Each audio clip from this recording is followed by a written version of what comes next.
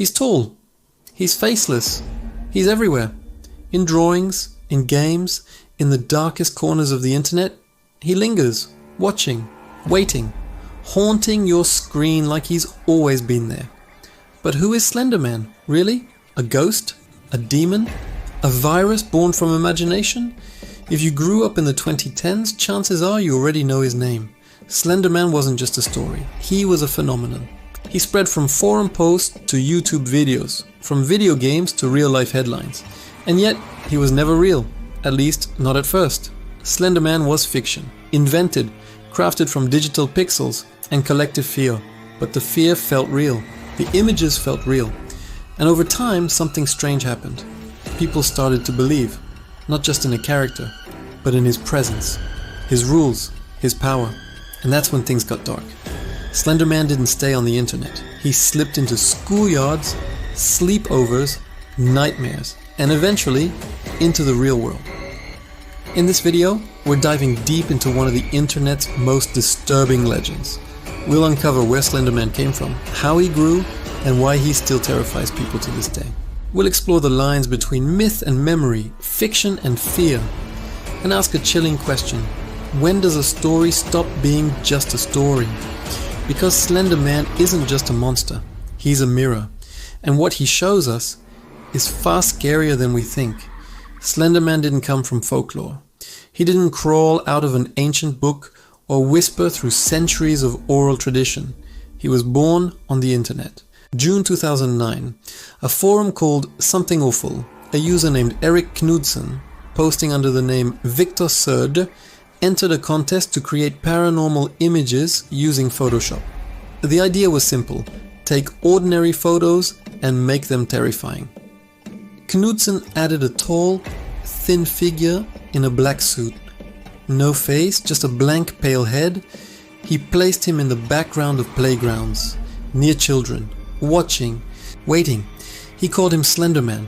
He added captions, fake quotes from fictional victims, stories that implied something terrible had happened, but left the details unsaid. It wasn't just a picture, it was a feeling, and it caught fire. Others joined in. More users created images, stories, timelines. They turned Slenderman into a shared mythos. And because he came from a forum, there were no rules, no canon, just whispers and suggestions. This made him powerful.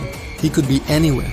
His backstory could shift. He could be a stalker, a kidnapper, a supernatural force, a psychological parasite. He became whatever you feared most. Soon, Slenderman escaped the forums. He entered creepypasta sites, digital campfires where horror stories spread like folklore. Then came YouTube. Series like Marble Hornets gave him movement, mythology, menace. In grainy videos and shaky cams, he was no longer still. He moved, he glitched reality, he erased memory, and then came the games. Slender, the 8 pages, a simple indie game that dropped you in a dark forest alone with nothing but a flashlight. You had to collect pages, cryptic warnings, while Slenderman hunted you. It exploded. Let's players, Twitch streamers, millions of views. Suddenly, Slenderman wasn't just a niche myth. He was a digital ghost living in everyone's head. The more we fed him with clicks, stories, and screams, the stronger he became. Not in reality, but in belief. And sometimes belief is all a monster needs. He became the campfire story of a generation. But unlike traditional legends, this one evolved in real time. Every new post, every fan video, every theory added a new thread to the mythos. There was no single truth, only layers of mystery. People debated his height, his origins, his motives. Was he an alien? A ghost? A government experiment gone wrong? No one could agree. And that made him scarier. Because when a monster can't be pinned down, it can't be contained. Slenderman didn't just haunt the woods, he haunted the internet. And in the digital age, that's everywhere. Slenderman didn't stay confined to Photoshop threads and niche forums. He grew, fast. His legend mutated across platforms. From creepypasta sites to DeviantArt, Reddit, YouTube, and beyond.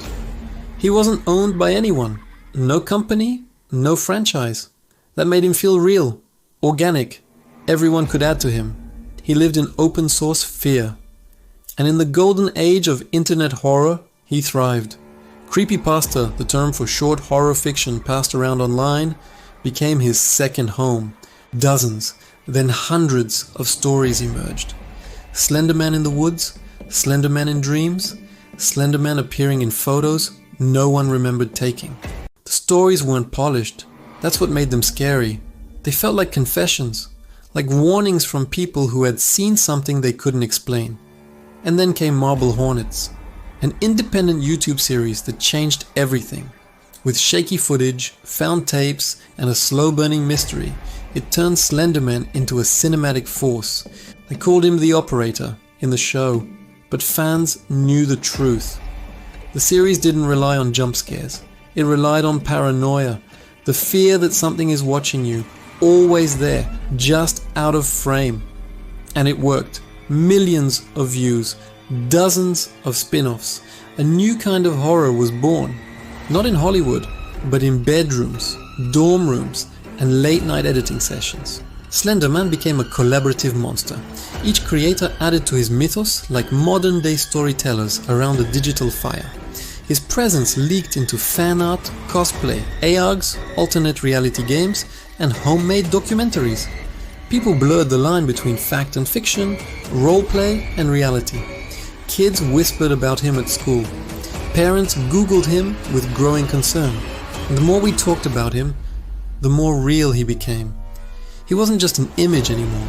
He was a feeling, a sensation, that somewhere out there he was waiting, watching, just beyond the edge of the screen. And in that space between imagination and fear, Slenderman lived. What made it worse or better, depending on how you look at it, was how the internet rewarded fear. The scarier the story, the more shares it got. Creepypasta became competitive. Writers pushed boundaries. Images became darker. Myths got bloodier. And in the center of it all was Slenderman. Growing, shifting, evolving. He became a benchmark for digital horror. If your story could tie into him, even loosely, it got more attention. He was the algorithm's favorite monster. And in a space where virality equals survival, Slenderman was unstoppable. In 2014, the myth of Slenderman crossed a line, and it left blood behind. Two 12-year-old girls in Waukesha, Wisconsin, lured their classmate into the woods. They stabbed her 19 times. Their reason? Slenderman. They claimed they did it to prove their loyalty to him, that if they sacrificed their friend, he would accept them. Let them live with him in his mansion deep in the forest. They believed he was watching, that he was real, that they were chosen. The victim survived. Barely. The media exploded. What was once an online myth had now become a national horror story. Slenderman wasn't just an internet ghost anymore. He had become a name attached to violence, fear, and controversy. Parents panicked. Schools banned Slenderman drawings. News outlets tried to trace the origin, to explain how a fictional character could inspire attempted murder. But the truth was far more complex. The girls weren't evil, they were disturbed.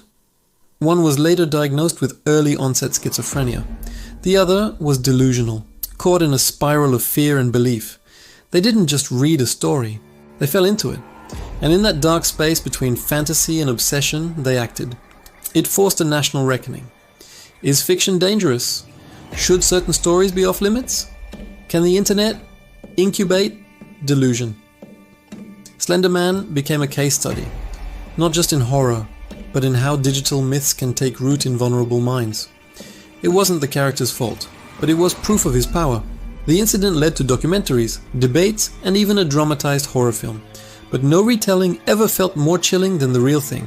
Two kids, a myth, a forest, and a story that went too far. Slenderman was never meant to leave the screen.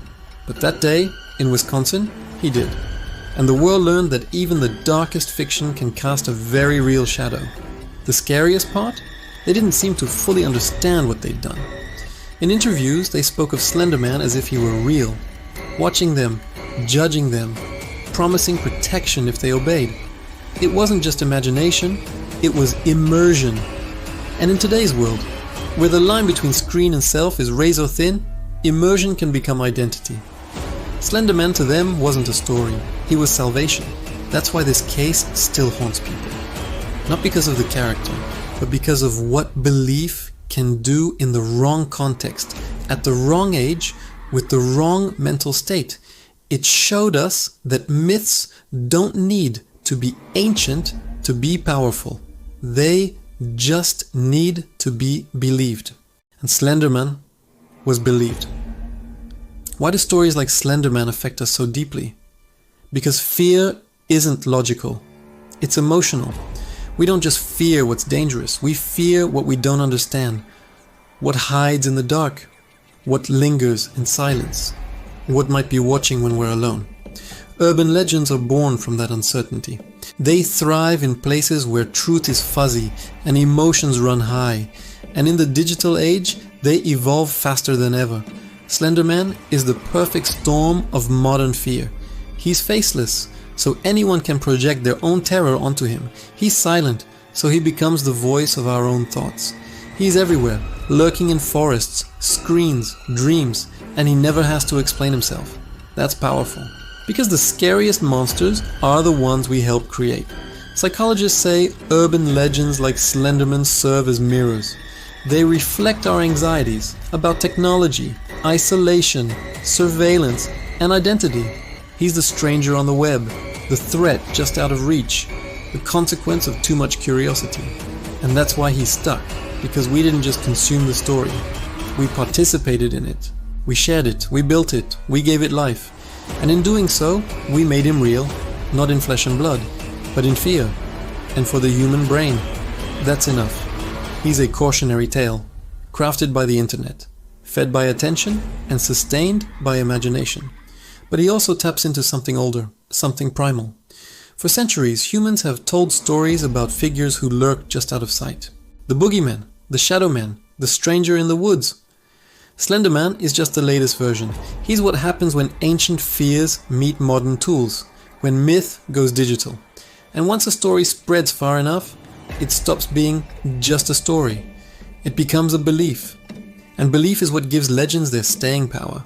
Not whether they're true, but whether we feel they could be. So what is Slenderman really? A monster? A meme? A mirror?